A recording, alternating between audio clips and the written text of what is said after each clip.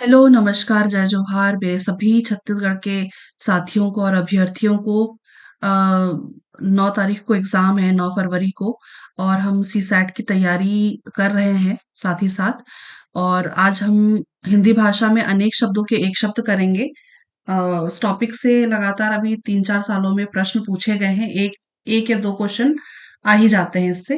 बाकी मैंने सीसैट की तैयारी में से छत्तीसगढ़ी भाषा से भी संबंधित बहुत सारे पीवाईक्यूज करा रखे हैं। अगर आपने वो वीडियोस नहीं देखे हैं तो वो भी आप देखिएगा। ठीक है। तो मेन मेन टॉपिक जिससे बहुत ज्यादा प्रश्न बनते हैं, मैं वही वही टॉपिक से प्रश्न लेकर के आ रही हूँ। ठीक है। तो चलिए, आज का हमारा टॉपिक होगा अनेक शब्दों में एक शब्द। ठीक है। इसमें जो व्याख्या भी, जो ऑप्शंस में जो व्याख्या दिए हुए हैं ना, ऑप्शंस के जो व्याख्या दिए हुए हैं, है ना, उसके भी यहाँ पे है ना, साथ में रीड करते चलेंगे तो ठीक है, सारे शब्द जो है उनके अनेक शब्द हमको मिल जाएंगे। ठीक है। तो चलिए, पहला सवाल है आज का। जो दूसरे के स्थान पर अस्थायी रूप से काम करे, वाक्यांश के लिए एक शब्द क्या है? तो इसका उत्तर हो जाएगा स्थानापन्न। ठीक है, उत्तर हो जाएगा स्थानापन्न। जो दूसरे के स्थान पर अस्थायी रूप से काम करे, उसको हम स्थानापन्न के नाम से जानते हैं। ठीक है। अगला यहाँ पे व्याख्या दिया हुआ है। स्थानापन्न किसी की गैर हाजिरी में नियुक्त किया गया। और अस्थाई किसे कहेंगे? जो अधिक दिन या समय तक रहने वाला ना हो। और अल्पकालीन जो कुछ ही दिनों से हो या कुछ ही दिन रहे। और काम चलाओ जिससे काम निकल जाए। बिना पलक गिराए वाक्यांश के लिए एक शब्द क्या है? बिना पलक गिराए के लिए निर्निमेष कहा जाता है। ठीक है। बिना पलक गिराए वाक्यांश के लिए एक शब्द है निर्निमेष। ठीक है। हम व्याख्या देखते हैं। निरीक्षण का मतलब होता है कार्य की गतिविधियों को जांचना। और अहर्निश, अहर्निश, है ना, हर एक पल या हर समय। अहर्निश को कहेंगे हम हर एक पल या हर समय। निर्निमेष का मतलब हो जाएगा बिना पलक गिराए। और निर्विकार, निर्विकार का मतलब होता है जिसमें कोई विकार ना हो। ठीक है। व्याख्या भी साथ में याद करते चलिए, क्योंकि कई बार व्याख्या बोलती हूँ जी, मतलब जो ऑप्शंस में जो दिए हुए हैं उन, है ना, वो भी याद करते चलिए, क्योंकि कई बार उससे भी सवाल बन जाते हैं। ठीक है। तो प्रश्न ऐसे ही रिपीट होते हैं। ठीक है। अगला है जिसकी आशा ना की गई हो, जिसकी आशा ना की गई हो उसको हम क्या कहेंगे? अप्रत्याशित। ठीक है। इसका उत्तर हो जाएगा अप्रत्याशित। अगला, आयास। आयास का मतलब होता है ऐसा काम जिसे करते करते शरीर में शिथिलता आने लगे। और अनायास का मतलब होता है बिना प्रयास किए सरलता से मिले। और प्रत्याशित का मतलब होता है जैसी आशा या प्रत्याशा की गई हो। ठीक है। तो आयास और अनायास में फर्क समझिएगा। आयास का मतलब होता है ऐसा काम जिसे करते करते शरीर में शिथिलता आने लगे। और अनायास, अनायास का शब्द का प्रयोग हम कई बार अपने वाक्यों में करते हैं, है ना। तो अनायास का मतलब होता है बिना प्रयास किए सरलता से मिले। और प्रत्याशित का मतलब होता है जैसी आशा या प्रत्याशा की गई हो। ठीक है। अगला देखते हैं। जिस वस्तु के विषय में कुछ कहा जाता है उसे सूचित करने वाले शब्दों को क्या कहते हैं? उसे कहते हैं उद्देश्य। ठीक है। जिस वस्तु के विषय में कुछ कहा जाता है उसे सूचित करने वाले शब्दों को हम कहते हैं उद्देश्य। ठीक। विधेय क्या होता है? उद्देश्य के विषय में जो कुछ कहा जाए उसे विधेय कहते हैं। उद्देश्य के विषय में जो कुछ कहा जाए उसे विधेय कहते हैं। और उद्देश्य क्या होता है? जिस वस्तु के विषय में कुछ कहा जाता है उसे सूचित करने वाले शब्दों को उद्देश्य कहते हैं। अपठित शब्द का अर्थ क्या है? अब ये तो बहुत आसान सा प्रश्न है, जो पढ़ा हुआ ना हो। ठीक है। जो किसी को दिखाई ना दे उसे क्या कहते हैं? जो दिखाई ना दे उसे हम अदृश्य कहते हैं। ठीक है। आसान प्रश्न है ये सब। लापता, जिसका कोई अता पता ना हो या ठिकाना ना हो। पलायन करता, अन्यत्र चले जाना। और अंधकार, जहां बिल्कुल भी प्रकाश न हो। ये आसान प्रश्न है। महावट, महावट शब्द का तात्पर्य क्या है? महावट शब्द का तात्पर्य होता है शीत ऋतु में होने वाली वर्षा। शीत ऋतु में होने वाली वर्षा। अभी ठंड में बहुत बारिश हुई है तो हम उसको क्या कहेंगे? है ना, महावट हुआ है। ठीक है, अगला देखते हैं यायावर। यायावर के लिए दिए गए चार विकल्पों में से सही वाक्यांश क्या है? इसका उत्तर हो जाएगा एक स्थान पर टिक कर न रहने वाला। जो एक स्थान पर टिक कर न रहे उसे यायावर कहते हैं। ठीक है, अगला देखते हैं।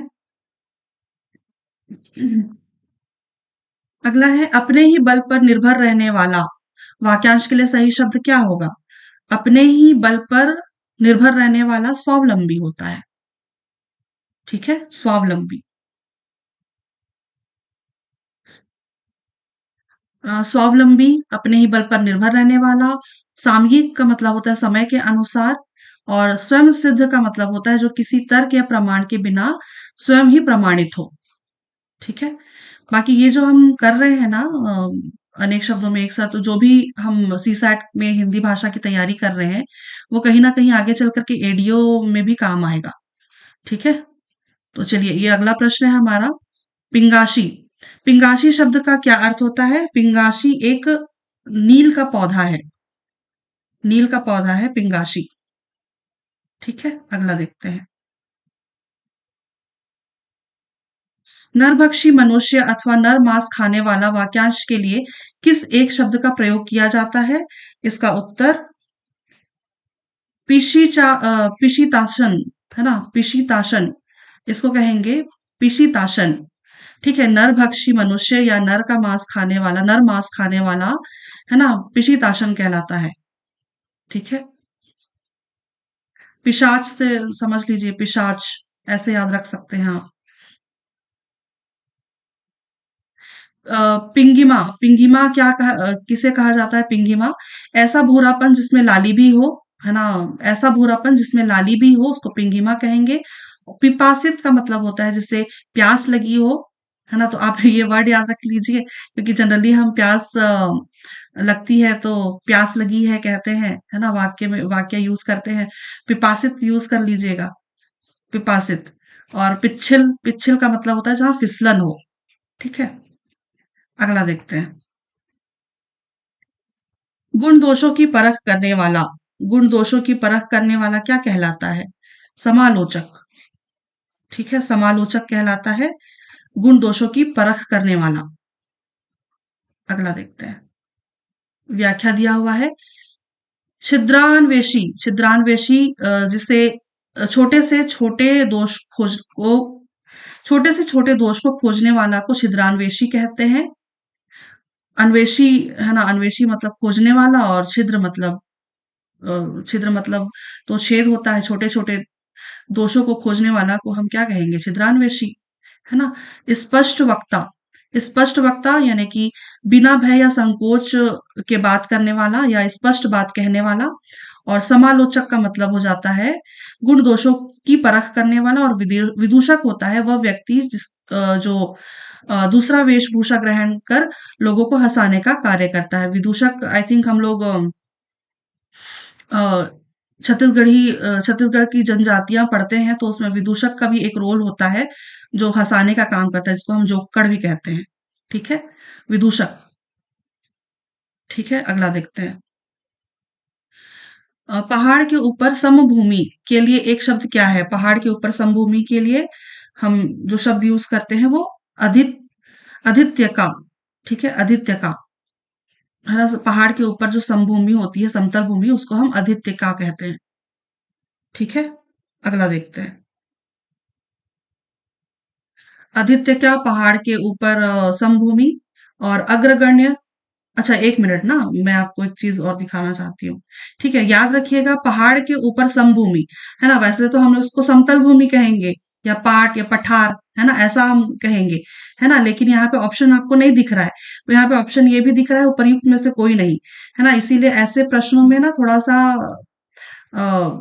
ध्यान रखिएगा। ठीक है, इसका उत्तर आप पहाड़ के ऊपर की जो समतल भूमि होती है उसको हम आदित्य का कहते हैं। तो ऐसे में, ऐसे प्रश्नों में उपर्युक्त में से कोई नहीं, टिक मार के बता जाइएगा। अगला देखते हैं। ठीक, आदित्य का पहाड़ के ऊपर की समभूमि को कहते हैं, और अग्रगण्य गणना में पहले आने वाला, और अन्यतम जब किसी की तुलना में अन्य या दूसरा ना ठहरे। ठीक है, तो ये वाले शब्द भी याद रखिएगा आप। जो मुकदमा दायर करता है उसे क्या कहते हैं? जो जो मुकदमा दायर करता है उसको हम वादी कहते हैं। ठीक है, वादी।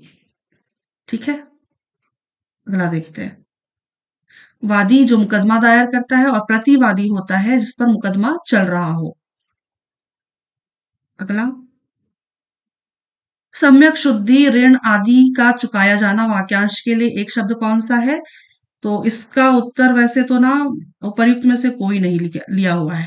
ठीक है, लेकिन इसका उत्तर हो जाएगा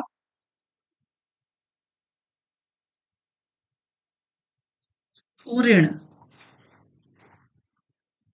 ठीक है, वैसे इसका उत्तर होना चाहिए उऋण। उऋण। यहाँ देख, मेरी हैंडराइटिंग है ये, टैब मेरे लिए नया है, तो थोड़ा सा दिक्कत हो रही है हैंडराइटिंग में, है ना। इसका मतलब होगा सम्यक शुद्धि या ऋण आदि का जो चुकाया जाना होता है वो उऋण कहलाता है। ठीक है, याद रखिएगा। बाकी शमित का यहाँ पे मतलब होता है जो जलता हुआ या दहकता ना हो उसको शमित कहते हैं। शमित से शमिता शेट्टी को याद कर लीजिएगा। अगला है, वास्तविक मूल्य से अधिक लिया जाने वाला शुल्क के लिए अ, के लिए सही विकल्प का चयन कीजिए। इसका उत्तर हो जाएगा अधिशुल्क। ठीक है, आपने अगर बिजली का बिल वगैरह दिया देखा होगा या फोन का बिल वगैरह देखा होगा, तो इसमें अधिशुल्क एक शब्द होता है ना, जो वास्तविक मूल्य से अधिक लिया जाने वाला जो शुल्क होता है वो अधिशुल्क कहलाता है।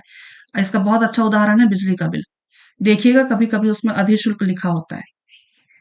ठीक है, अगला देखते हैं। जो धरती फोड़कर निकलता है, जो धरती फोड़कर निकलता है उसे हम अ, उद्भिज कहते हैं। ठीक है ना, मतलब धरती फोड़ करके निकलने वाला, कि धरती को चीर करके निकलने वाला, भेदना, धरती को भेद करके निकलना। ठीक है, उद्भिज कहलाता है। ठीक है, अगला देखते हैं। उद्भिज का मतलब जो धरती फोड़कर निकलता है, और स्वयंभू का मतलब होता है जो अपने आप से उत्पन्न हुआ हो। तो ये क्लियरली समझ में आ रहा है, स्वयंभू जो अपने आप से उत्पन्न हुआ हो। मधुर भाषण करने वाला को हम क्या कहेंगे? मधुर भाषी। ठीक है, आसान प्रश्न है ये वाला। अगला देखते हैं। मितभाषी या अल्पभाषी जिसको कहते हैं, है ना, जो अल्प या कम बोलने वाला हो उसे हम अल्पभाषी या मितभाषी कहते हैं।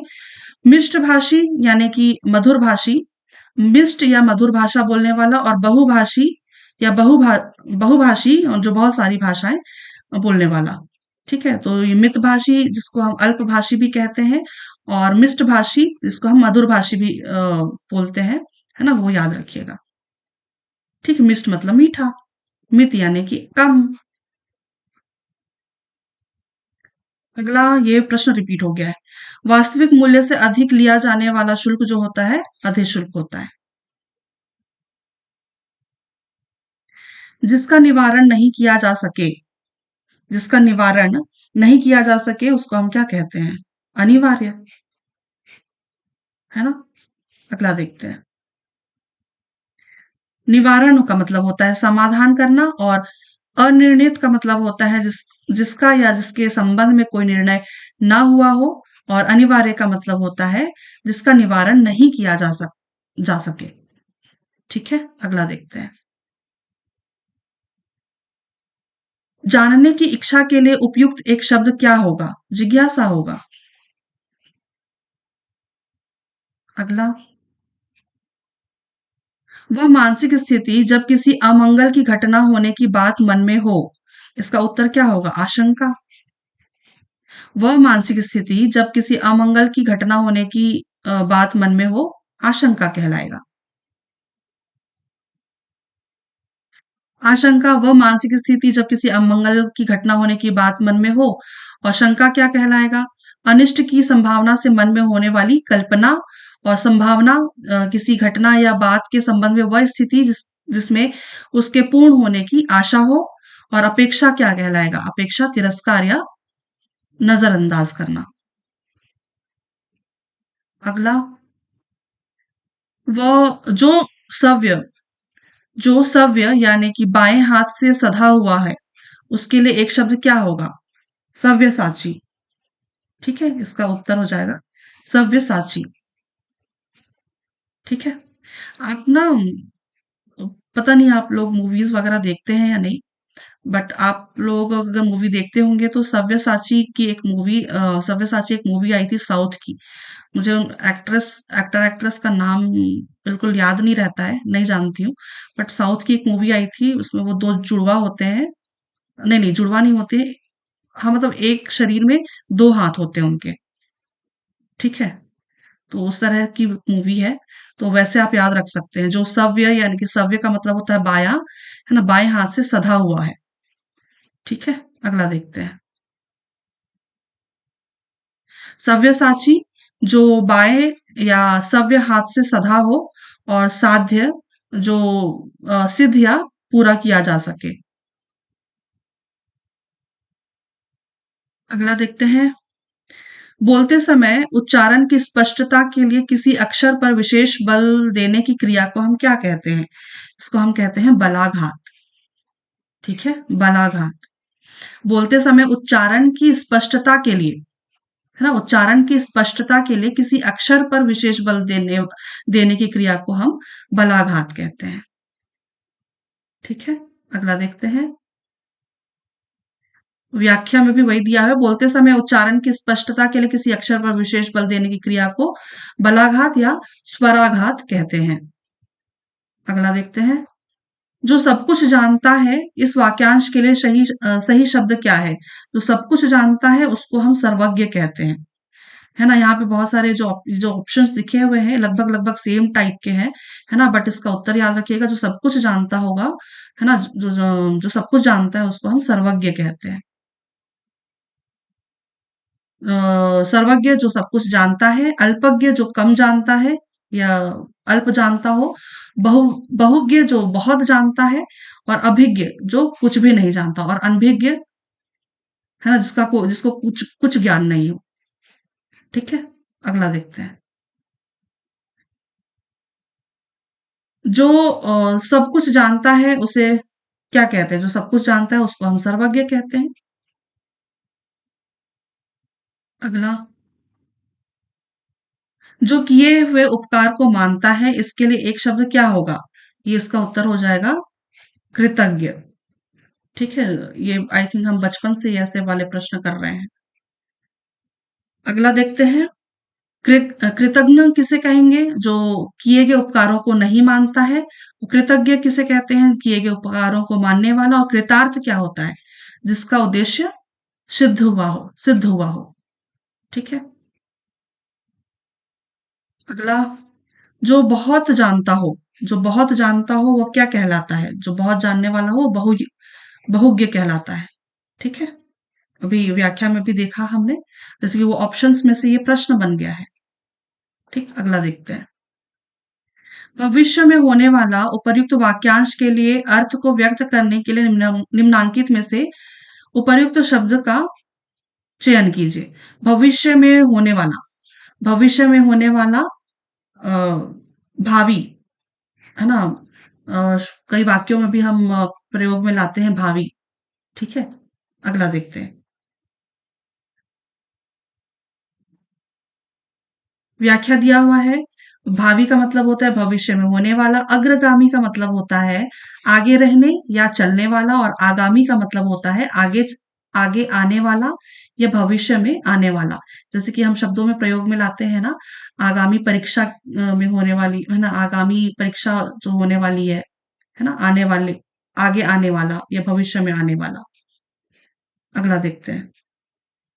लौट कर आया हुआ, इस वाक्यांश के लिए सही सही शब्द क्या होगा? लौट कर आया हुआ के लिए हम प्रत्यागत कहते हैं। ठीक है, प्रत्यागत, लौट कर आया हुआ को हम कहते हैं। प्रत्यागत मतलब लौट कर आया हुआ, परदेशी मतलब दूसरे देश में रहने वाला, विदेशी विदेश में रहने वाला, और आगत का मतलब होता है आया हुआ। अच्छा, प्रश्न यहाँ पे सारे समाप्त हो गए हैं। तो आज के इस वीडियो में बस इतना ही। अ, अनेक शब्दों के एक शब्द है, तो कुछ कुछ प्रश्न हैं जो रिपीट होते हैं, है ना? ये भी 3-4 सालों में भी लगातार अनेक शब्दों में एक शब्द से प्रश्न बने हुए हैं। बाकी इसके अलावा भी और प्रश्न हैं, बहुत सारे प्रश्न इसमें हमने देखे हुए हैं अभी, ठीक है? तो चलिए फिर मैं मिलती हूँ आपसे किसी और वीडियो में और किसी टॉपिक के साथ। तब तक के लिए आप सभी को धन्यवाद, शुक्रिया और आभार।